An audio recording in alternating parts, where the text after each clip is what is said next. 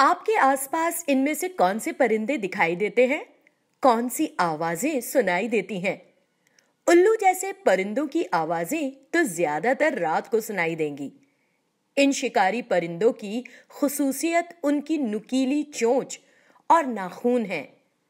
अपने आसपास इन परिंदों को तलाश करने और उनकी आवाजें सुनने की कोशिश करें।